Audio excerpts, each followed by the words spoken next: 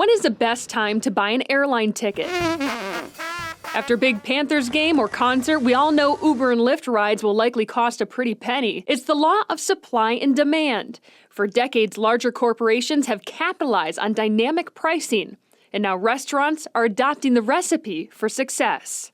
We'll start to play with the price just a little bit to find the perfect balance of what the customer is willing to pay for that item. Ashwin Kamlani is the co-founder and CEO at Juicer, a company that automates so-called surge pricing for restaurants. His clients have seen sometimes an 8% increase in revenue based on dynamic pricing alone. Based on microeconomics and a year's worth of a restaurant's sales data, Kamlani's software calculates what time of day a customer might be willing to pay more for a specific meal. If we were to increase the price of that item between those hours in Uber Eats on that day by only 5%, what's the reaction from the consumer?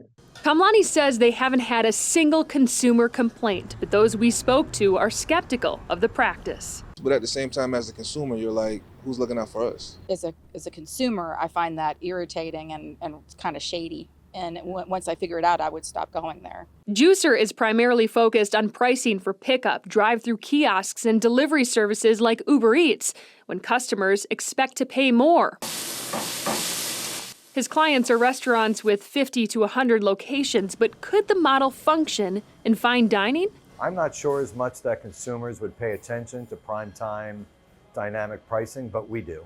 And we don't want to be subjected to answering questions of how come if we come at 7 o'clock we're paying $12 and because we're coming at 8 o'clock we're paying $14. I just don't think that's fair. John Dressler owns nearly half a dozen restaurants in Charlotte and says margin management is like a science. You have a target food cost that you'd like to achieve, and it all depends on product mix, right? If I have a high cost item but I sell very little of it, and I have a low cost item that I sell more of, you can kind of massage your pricing. It's a delicate balance. There's a balance between what you feel the guest would pay, what you feel the guest should pay, and what you feel the proper pricing is on an item. But when does pricing for a profit push customers too far? Recently, a McDonald's in Connecticut went viral for charging big bucks for a Big Mac meal, $17.59.